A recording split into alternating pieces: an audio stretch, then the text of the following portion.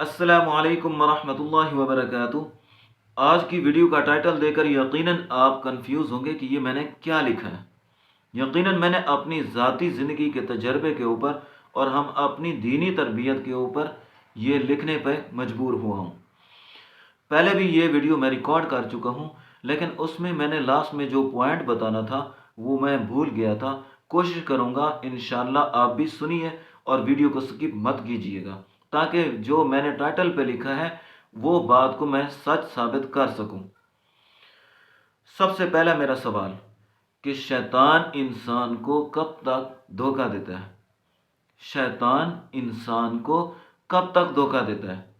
یقیناً آپ یا دوسرے یہی جواب میں کہیں گے کہ جب تک انسان زندہ ہے، کیونکہ انسان کے مرنے کے بعد تو اس کا کام ختم ہی ہو جاتا ہے، کیونکہ اس نے جو اپنے رب سے ایک چیلنج لیا ہوا ہے کہ میں تیرے بندوں کو نافرمان کروں گا، ان کا ایمان ختم کروں گا، انہیں گمراہ کر کے جہنم میں لے جاؤں گا۔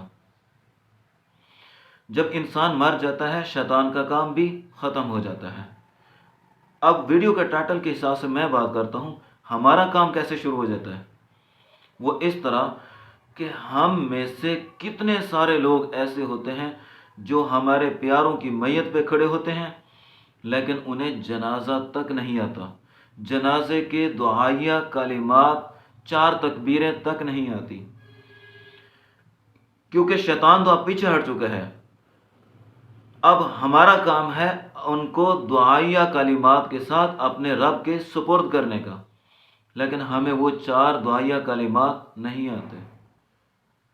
صرف ہم بے شرموں کی طرح اس لیے کھڑے ہو جاتے ہیں کہ لوگ کیا کہیں گے، لوگوں کے تن سے بچنے کے لیے، کہ لوگ کہیں گے ماموں چاچو کا جنازہ ہے، کزن کا جنازہ ہے، اپنے ماں باپ کا جنازہ ہے، اور یہ جنازے کے اندر کھڑے نہیں ہوئے اس لیے۔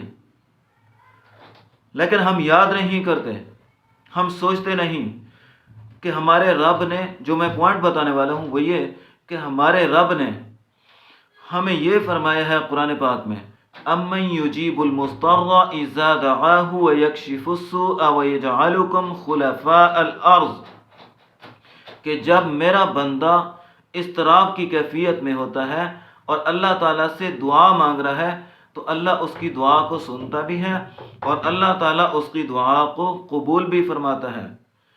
لیکن ہم لوگ یقیناً میں یہ سمجھتا ہوں کہ انسان کی اضطراب کی کیفیت سب سے زیادہ اس وقت ہوتی ہے جب وہ جنازے کی حالت میں کھڑا ہوتا ہے، کیونکہ اس وقت لاسٹ سٹیج ہوتی ہے اپنے پیارے کو اللہ کے ہاں سپرد کرنے کی، اور اس وقت اسے ان 4 دعائیہ کلمات کے ساتھ ہم نے رخصت کرنا ہوتا ہے۔ اس سے بڑھ کر دنیا کی کوئی اضطراب کی کیفیت نہیں ہوتی۔ پریشانی کا عالم ہوتا ہے جب کوئی اپنا بچھڑتا ہے، سب سے بڑا المیہ ہوتا ہے اس وقت، اور اللہ تعالیٰ کا بھی فرمان یہی ہوتا ہے کہ میں اس کی دعا کو اس اضطراب کی کیفیت میں سنتا بھی ہوں اور قبول بھی کرتا ہوں۔ لیکن ہمیں یہ کچھ بھی نہیں آ رہا ہوتا۔